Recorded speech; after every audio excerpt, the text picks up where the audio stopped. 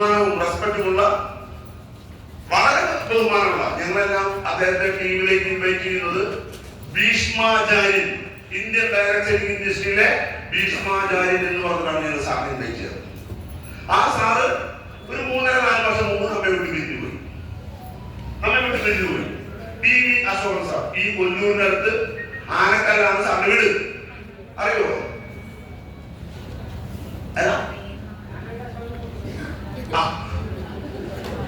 അപ്പൊ P V Ashokan സാറിന് പകരം വന്ന പി വി അശോകൻ സാർ നല്ലൊരു എഴുത്ത് അദ്ദേഹം എത്തിയതെന്തറിയോ? പി വി അശോകൻ സാർ മരിച്ചു ഞാനോ ഇരിക്കുന്നുണ്ടല്ലോ അല്ലേ? അതാണ് അദ്ദേഹം തെറ്റിപ്പോയത്. ഞാൻ പറയുന്നത് ഈ പി വി അശോകൻ സാർ കഴിഞ്ഞ 3-4 വർഷം മുമ്പ് നമ്മൾ പോയി. ഞാൻ നമ്മൾ പറയാൻ ആഗ്രഹിക്കുന്നത് അദ്ദേഹത്തിന്റെ സ്നേഹവാത്സല്യത്തോടുള്ള ഞങ്ങളുടെ ടീമിന്റെ ഒരു ലീഡർഷിപ്പിനെ നമുക്ക് നഷ്ടപ്പെട്ടു. അദ്ദേഹത്തിന്റെ ഒരു അദ്ദേഹത്തിന്റെ ഭാര്യയ്ക്ക് അദ്ദേഹത്തിന്റെ ഒരു ഭർത്താവ് എന്ന നിലയ്ക്കുള്ള എല്ലാ സ്നേഹവും സപ്പോർട്ടും ആ ഭാര്യയ്ക്ക് നഷ്ടപ്പെട്ടതാണ്. 2 മക്കളുണ്ട്, 2 പെൺമക്കളുണ്ട്. അച്ഛൻ എന്ന നിലയ്ക്ക് അവർക്ക് വലിയ നഷ്ടം സംഭവിച്ചു. അവിടെ നമുക്ക് എന്തെങ്കിലും ചെയ്യാൻ പറ്റുമോ? പക്ഷേ അവിടെ ഒന്നും നമുക്ക് ചെയ്യാൻ പറ്റില്ല. അവിടെ എല്ലാം നമ്മൾ ഹെൽപ്ലെസ് ആണ്. പക്ഷേ ആ വ്യക്തി ഇന്ന് ഈ ഭൂമിയിൽ നിന്ന് പോയി. ആ വ്യക്തി പോയതിനു ശേഷം അദ്ദേഹത്തിന്റെ വൈഫ്, അദ്ദേഹത്തിന്റെ പത്നി ഗീത അശോകൻ സാർ ഉണ്ടായിരുന്ന സമയത്തുള്ളതിനേക്കാൾ 3-4 ഇരട്ടി വരുമാനം ഇന്ന് എല്ലാ മാസവും 40 ലക്ഷം രൂപ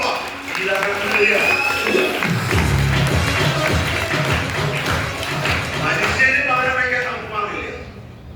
പക്ഷേ പി വി അശോകൻ സാറിന്റെ അസാന്നിധ്യത്തിൽ ആ കുടുംബം, ഗീത ചേച്ചി, ഗീത മേഡം, ഗ്രീഷ്മ മേഡം ഇന്ന് സിംഗപ്പൂർ ഫാക്ടറി ഏറ്റവും അടുത്ത് പറയാൻ ആഗ്രഹിക്കുന്ന കാര്യം അറിയൂ. 2 വർഷം മുമ്പ് 2022 ഒരു BMW വെച്ചു, നന്നായി കഴിച്ചു. 2023 1,40,00,000 രൂപയുടെ റേഞ്ച് റോവർ ഗീത മേഡം പ്രത്യേകിച്ചു 2 വണ്ടി.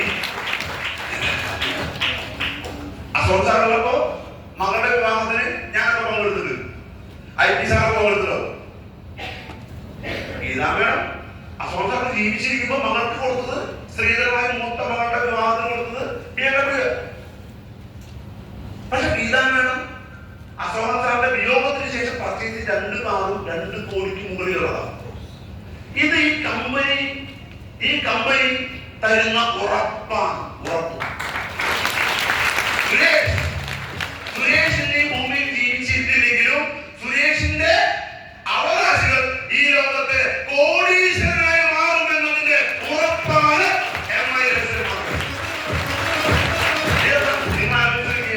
നമ്മുടെ ജീവിതത്തിൽ നമുക്ക് കിട്ടുന്ന ഈ അവസരം എത്ര മഹത്തായ അവസരമാണ്.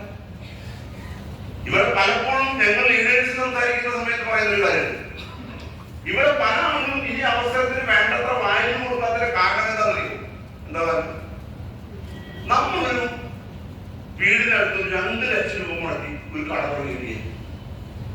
2 ലക്ഷം രൂപ മുടക്കി ഒരു കട.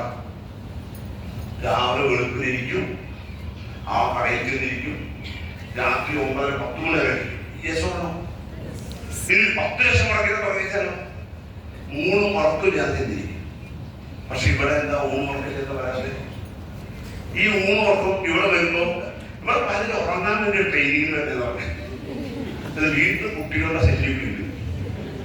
അപ്പൊ ഒരു 250 രൂപ എന്ത് ചെയ്യാനോ അത് ഒരു മൂലയിലൊക്കെ പോയി പറ്റിയൊരു കണ്ണാടി കൂടി വെച്ചാൽ സേഫായി.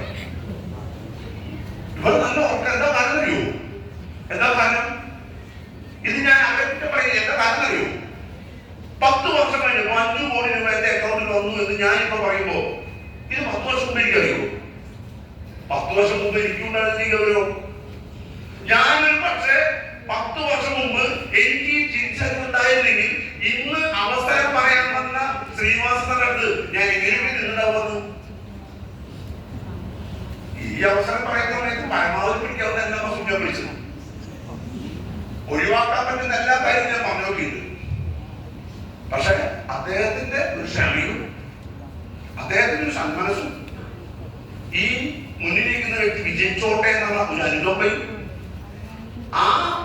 അങ്ങനെ അദ്ദേഹത്തെ തോന്നിപ്പിക്കാൻ ആ സമയത്ത് അദ്ദേഹത്തിന് ബുദ്ധി കൊടുത്ത ദൈവത്തിനോടും ഞാൻ നന്നായി നന്ദി പറയാം.